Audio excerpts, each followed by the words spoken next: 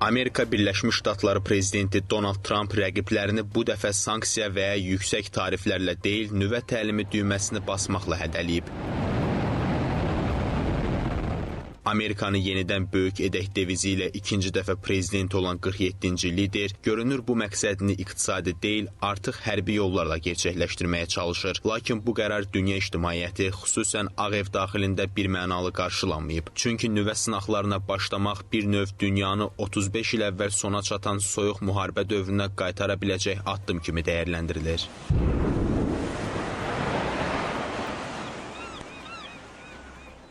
Sovetlər dağılması ərəfəsində o zamanki ABŞ rəhbərliyi ilə Qarbaçov arasında müəyyən razılaşmalar əldə olundu. Bu nüvə silahlarının ixtisarı, o cümlədən nüvə sınaqlarının dayandırılması ilə bağlı. Təxminən 35 ilə yaxındır bu proses davam edir. Donald Trump'ın bu qərarı həmən anlaşmanın faktiki olaraq dayanması anlamına gəlir. Əlbəttə ki, dünyada nüvə silahı ilə yarış və onun sınaqları ciddi nəticələrə gətirə biləcək bir hadisədir.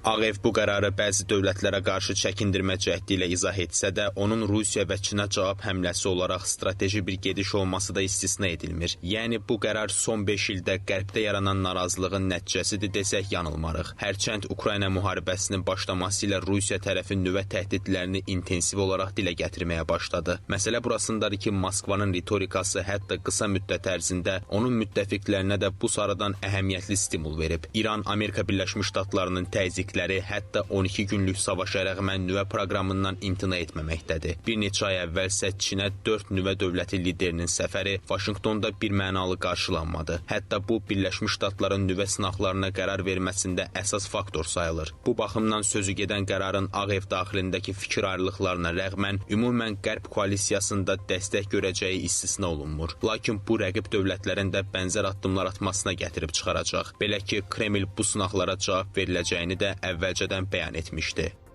Bu həyata keçirilsə, digər nüvə silahı olan ölkələr, onlar hələlik 9 ölkədir,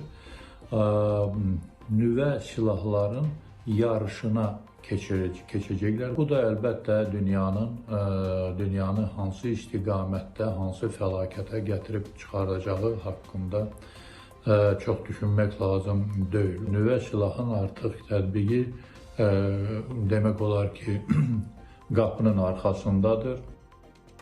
Ancaq Ağ Evdə fikir ayrılığı bir sıra müttəfiqlər arasında isə susqunluqla qarşılanan nüvə məsələsinə uzaq şərqdə fərqli fikir yürüdülür. Belə ki, Yaponiyanın yeni baş naziri Sanae Takaichi bu silahların ölkəsinə yerləşdirilməsi təklifi ilə çıxış edib. Takaichinin fikrincə Yaponiyada nüvə silahının mövcudluğuna qadağa, ümumən müttəfiqi ABŞ-nin də çəkindirmə və müdafiə potensialına mənfi təsir göstərə bilər. Sözü gedən açıqlama qısa müddət əvvəl görüşü baş tutan iki lider arasında bu məsələnin müzakirə olunmasını istisna etmir. Analitiklərin fikrincə, Tokionun mövqeyi xüsusən Pekinə qarşı hesablanmış addım ola bilər. Amerikanın bölgədəki dostları artıq Çinin artan arsenalına qarşı həyəcan təbili çalır.